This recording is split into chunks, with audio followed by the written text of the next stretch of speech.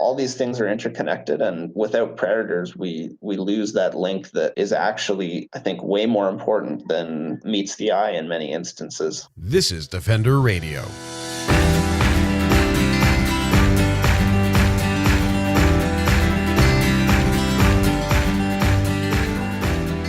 I'm Michael Howie, and this is Defender Radio, the podcast for wildlife advocates and animal lovers. Wildlife conflict is a major issue across Canada and around the world. As humans continue to alter landscapes, break down connectivity of ecosystems, and attempt to control environments without consideration for the complex relationships between predators, prey, and other organisms, it seems this conflict is increasing. Increasing alongside this is the need for research into how to prevent and mitigate conflict. A recent literature review, supplemented with original research findings by the author, highlights some of the major flaws in how humans have been managing predator conflict. Robert James Lennox, a PhD candidate at Carleton University, and his co-authors conducted a review into existing studies on predator removal. Their results were published in a study entitled Evaluating the Efficacy of Predator Removal in a Conflict-Prone World, in the August 2018 edition of the journal Biological Conservation. Robert found, in paraphrased words of his abstract, that predator removal only showed efficacy in the short term and tended to be an ineffective and costly approach to conflict prevention and resolution. The results of his review also showed that coexistence methods were more successful. While on a research trip in French Polynesia, Robert found time to join Defender Radio to discuss his motivations for the paper, the difficulties in defining success and failure, and why more research into predator management and coexistence matters. Why don't we talk a bit about how this got started? What was the sort of the impetus for this study? Sure. I'm really lucky as an ecologist that I get to kind of live out my dream and study things that interest me. And I have an advisor at Carleton University that really supports me in kind of taking on projects that answer questions that I really want to know the answer to. And the thesis focuses on migration biology, but I've gotten to work on various other projects in other countries with lots of other people and indigenous groups. And my experiences have kind of taken me to places where predators have been sometimes common and sometimes rare. So I do a lot of work in Norway where predators are extremely rare, and I do a lot of work in Guyana where predators are extremely common. And I started to kind of notice that there were, regardless of whether they were abundant or rare, there was always kind of perceptions of conflict with predators. And it made me wonder whether or not the perceived conflicts leading to, or the perceived problems leading to conflicts were actually solving anything. And in Canada, we have lots of debate about it with cod and seals. And it just seems to be sort of a universal paradigm that people believe that predators are the problem, and they become potentially a scapegoat or an easy target because it's obvious that predators are consuming prey. And I just wondered, is the simple solution an effective solution, really? And I looked for something in the literature that would help guide this. And there's some review papers, there's people that have thought about this a lot, but there was nothing that really discussed failure versus success in a lot of these experiments or a lot of these management issues. And I started to look through the literature, and I really sincerely wondered whether or not this was something that was going to be consistently successful, was going to be consistently a failure, or whether there were going to be times when it was successful and times when it failed. And what I found really overwhelmingly was that it was extremely difficult to find even kind of circumstantial evidence that it was for accomplishing anything that was ecologically sustainable, at least in my view. So I worked with Austin Gallagher and Juan Ritchie. Austin's with University of Miami, and he's also with Carleton University, and Juan is at Deakin University in Australia, or UN, sorry. And we kind of worked together to compile some research on this and look at 3 different issues of predator removal for enhancing livestock production or domestic animal production, for protecting commercially, recreationally, or otherwise important species of conservation concern potentially, and kind of protecting humans from predators, or at least the perceived risk of predators. So anyway, I kind of went on a little long there, I think, but that's that's sort of the background on how we kind of put together this project, what motivated us. One of the first things you do in the paper is define what successful predator removal looks like. How did you do that? And I think this is something I've talked about with Adrian Travis, as well as a few other people, is the lack of available data is a big problem. So how did you define successful predator removal? What would that look like for the purposes of your research? Yeah, so in order to actually evaluate a lot of the papers, whether or not they were successful, we had to come up with our own definition, because a lot of individual studies are motivated by different factors. So what may have been successful in their view would not necessarily be successful in our view. So we had to be consistent in how we kind of evaluated it and applied our evaluation. So we recognize really that a lot of these issues are not just ecological issues, they're social issues as well. And we wanted to really look at it from an ecological standpoint. So there's going to be times that it may not make any sense ecologically, and socially it may be the only option. So I work in Guyana, where there's a jaguar in the village that's eating people's chickens and dogs, and people are legitimately worried that it might eat their children, because that can happen. And it may be that ecologically it doesn't make sense, but socially it may be the only way that they can be protected from something that is potentially threatening them in an area where they don't have a lot of resources for security, for example. But from an ecological standpoint, from our perspective, it had to be an action that could make a difference in the long term without eliminating the predator, basically. So the goal shouldn't be to extinguish or persecute an animal to extinction. The goal, if it's going to work, should be to remove a few so that the population remains okay, but the conflicts are eliminated kind of in the long term. And that's a pretty ambitious goal. But I mean, I think that when you're talking about a serious management action, that you should have there should be an ambitious goal, and there should be targets, and there should be evaluation of whether those targets are met, and follow up, and kind of long-term monitoring to see whether or not the action is actually having the intended effects. And that's the only way to really make decisions going forward about whether or not this is something that should be applied consistently. And in the absence of that, I think that our review paper really provides some good general information to anybody that is dealing with a problem like this, to think really critically about whether or not the removing a predator is the most likely, most efficient, most effective method of handling a conflict. That definitely comes up in your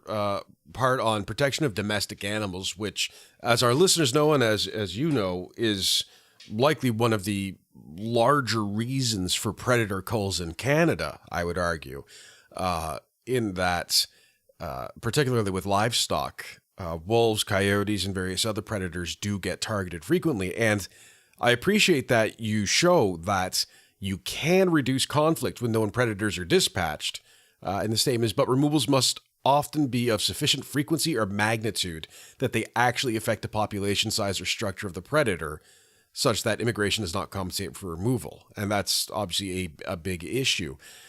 Is part of this, when you were setting out to write this, I'll phrase it this way, did you have any difficulty in that balance, as you mentioned, of societal versus ecological? Because as we know, societal, culturally, predator removal is ingrained, particularly with domestic animals. So was that a challenge in sort of building up this entire study, in writing it, and in presenting your findings? That's sort of acknowledging that, like, yes, culturally this is acceptable sometimes, and there's even some evidence that it works, but... Pretty much exactly it. It was really important to me to write a balanced paper with the perspectives, because it's, I legitimately hope that people read this and they find that it is helpful and useful in managing whatever they're trying to manage. And it was really difficult to find examples of success. And I think if you read the success section of this paper pretty critically, you'll notice that the successes are all kind of qualified with statements that suggest that, well, it was successful, but there's some caveats in it. It may have been successful and the study ended and we don't really know what happened in years after that. So it's really more of a failure, because if we don't know what happened, then how is that successful? In terms of the livestock issue, absolutely. Like I said, these are social ecological systems, and human attitudes and perceptions are not insignificant. They may, in some areas, be more important. But, a lot of conservation is changing attitudes, using evidence and data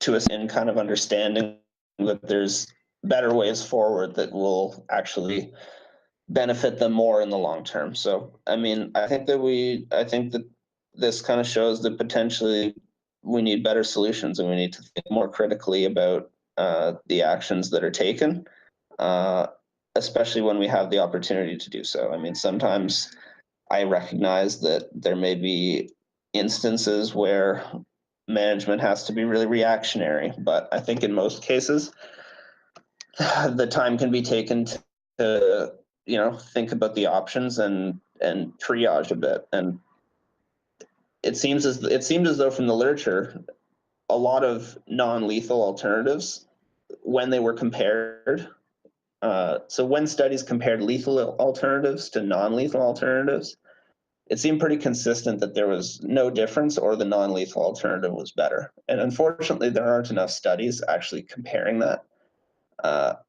So I think there's a need for more of those studies. And also, there's potentially an opportunity to kind of implement non-lethal alternatives first, evaluate, and then reevaluate if it's working, if more needs to be done, if the approach needs to change. But I think pretty consistently you can see throughout this paper that even when there are successes, it's really hard to call them an unqualified success, and to say that nothing else would have worked.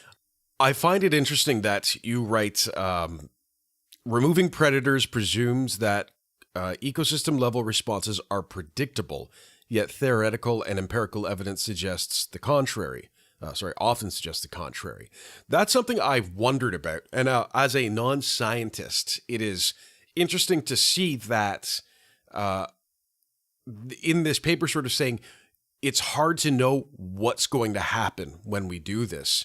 Yet the way policy is often enacted is a very clear, we're going to do this and that will happen. Is this something that needs to be considered more, this uncertainty? And I don't mean that from a scientific term, but this we don't know to a degree when we're talking about implementation of some of these non-reversible management systems. Ecosystems are extremely complex, especially especially temperate and tropical ones with a lot of different links. And it's pretty consistent that when you remove a top predator, you get mesopredator release, which basically means that the smaller predators, like when you remove a wolf or a wolf population, coyotes tend to proliferate. And in a lot of places, coyotes end up causing worse problems, and the lack of wolves in the ecosystem kind of exacerbates the problems in the long term. And that's kind of an example of how these responses can be unpredictable, and the links are not usually as simple as just sort of getting rid of the problem and it's fixed. It's, these are really integrated problems that can persist for many, like you said, they're irreversible when you kind of disrupt the balance. So I think it's pretty, it's wishful thinking to believe that you can really know exactly what's going to happen as a consequence of making a drastic change to an ecosystem, no matter what that change is, whether it's an introduction of a new species or a removal of a species. It's a fine balance, and it shouldn't be taken lightly by anybody. And I'm not suggesting that anybody does take it lightly, but just that, there are a lot of examples where predator removal results in exacerbating the problem and not actually solving it, which to me, going into this, I did not expect, honestly. I didn't expect there to be 3 or 4 examples where predators were removed and conflicts increased in subsequent years. But that's what the data show. That's actually a fairly consistent pattern, and the reasoning makes sense. You give opportunities to other predators that or mesopredators that, in the absence of the top predator, kind of become more abundant. And when they're more abundant, they require more resources because there's more of them, and they end up creating worse conflict than you started with. And you end on 2 notes, and I'd love to hear your thoughts on both of these. And this is, I do this show weekly. I interview researchers like yourself from various parts of the world, and these 2 points are coming up consistently, albeit I do cherry pick the studies a bit, that we need more research because there is so much we don't know, and so much of what we do currently isn't properly being measured. And I think you make a very clear case for that just with the very principle of this study of let's compare it. And there's no hard quantified measurables. There's no saying like, this is what a success looks like. I think it's the perfect example. And then the other part of that is the need to promote coexistence. So I'm wondering if you can talk a little bit about first what future research needs to be to make sure we are doing the best we can for the planet, as well as the people who inhabit it, the animals who inhabit it, and why promoting coexistence is something that yourself and other researchers are more commonly talking about. Okay, so I'll try first about what research needs to be done. And the thing that really got me thinking a lot throughout this process was really wondering why there are pumps towards predator removal when it works so poorly. In my experience reviewing the literature, I thought, why is anybody really thinking this is such a great solution? In Australia, for example, the issue of removing sharks on beaches is really highly contested by people that actually use the beaches. People don't hate sharks, as far as I can tell. A lot of people respect sharks, just like a lot of people respect bears and wolves. And I couldn't find any research discussing whether or not people felt safer going to beaches where sharks were removed, and they shouldn't, because sharks are highly mobile, mostly migratory. So removing one shark that happens to be off a beach one day is really unlikely to have any effect. And there's a really long-term study from Hawaii showing that a shark removal program across several decades had no influence on bites. And if human attitudes aren't even being influenced in a positive way, or there's no measurable improvement in the conflict, or there's no change in the problem, then why is this something that persists? And I really don't know the answer. It seems to me as though there's a lot of alternative options. There's a really ripe opportunity right now for research into how alternatives to removal function. And I'd like to see more of that, honestly. I'd like to see more comparative studies. I'd like to see longer term studies. There are places where predator removal happens. Based on my results in this paper, I think that's not always advisable, but obviously you have to take it in a case-by-case basis. And like I said earlier, you have to consider the social context of it, and there's other aspects to it. But I think that provides an opportunity to conduct research that really is sorely needed to look at long-term effects on both the predator and the prey population, and look at the attitudes of people in the area and whether they change during periods of predator removal, and also simultaneously try to compare whatever action is being implemented to an alternative action to see whether or not the two are complementary, synergistic, or antagonistic, and really kind of try to get to the bottom of whether or not this is something that is ever functional. As far as I can tell, it's rare and unlikely, but with more research, it might show that it's just entirely unnecessary. And just a touch on coexistence. As I said, that's one that comes up frequently, and it is almost a little surprising to me that it comes up from researchers who pride themselves, like you do, clearly, on having sort of an unbiased look at things. How do we talk about coexistence in a way that shows that there is scientific evidence for it, as well as potentially a social benefit to it? And why is it important that researchers be the ones who are having some of these conversations? I mean, it's only important for researchers to be having these conversations because it's what the research shows, honestly. I mean, from the data that I collected from a lot of different papers, it shows that you're better off having predators in the ecosystem. And for a lot of different reasons, from generally a more balanced ecosystem to better opportunities for tourism. I mean, in Scandinavia, when you have more wolves, you have fewer moose and you have fewer car crashes. Like there's a direct correlation between human safety and having a healthy predator population. And it's just sort of it's a perception really that you're unsafe because there's wolves around, but it's actually the opposite,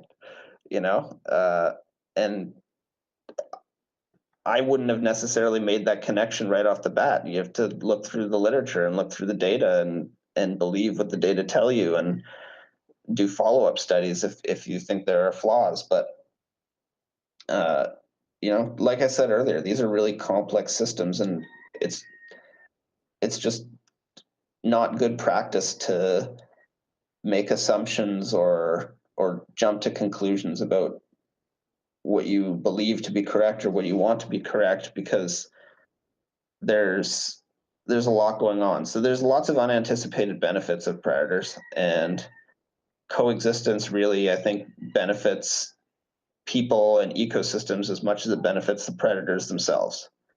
So coexistence, I mean, I'm not an advocate personally. I mean, I try to answer difficult questions and provide good advice and help people understand really complex ecological issues that I myself want to learn about because I don't necessarily always know the answers. I did this research because I really wanted to answer this question, and I think that I have, and I want to communicate to other people what I found and what my conclusions are, and I want other people to think critically about those conclusions and try to come up with ways in which these conclusions can be strengthened or added to so that we can come up with the best possible understanding of our resources. So coexistence, I mean, it's not something that in the paper I'm advocating for. I wouldn't say it's not something that I'm saying, this is something that we have to do for any other reason than it's what the studies consistently show to be the best path forward for the world that we want to live in, basically a world where we have a lot of predators, a lot of prey species, a safe environment, a good economy. I think all these things kind of come back to having a healthy predator community. It starts at the top, I think. I mean, there's obviously a lot of bottom-up processes as well. There's always pressure points pushing up and down, but if you have unhealthy or ineffective predator communities, the effects really are visible at all other levels. You have mesopredators, you have herbivores, you have changes to the plant dynamics because the herbivores have different abundance, and it comes right back to humans with the car crash issue. It's I mean, all these things are interconnected, and without predators, we lose that link that is actually, I think, way more important than meets the eye in many instances. And I hope that people read this or listen to this podcast and think differently about the role that predators play in not just in their ecosystems, not just in their national parks, but at the cabin and at the cottage, like in their own real world. I want to thank Robert for working with me to get this interview done, as our internet connection was a little bit rough last week. I also want to thank Dr. Michelle Booz for technical scientific assistance in writing this week's episode. Remember to follow me on Facebook at Defender Radio Podcast, Twitter at Defender Radio, and Instagram at Howie Michael to stay up to date on the show, see some fun pictures of my dogs, and more. You can also support the show through Patreon at patreon.com/Defender Radio. Until next time, I'm Michael Howie for Defender Radio, reminding you to stay informed and stay strong.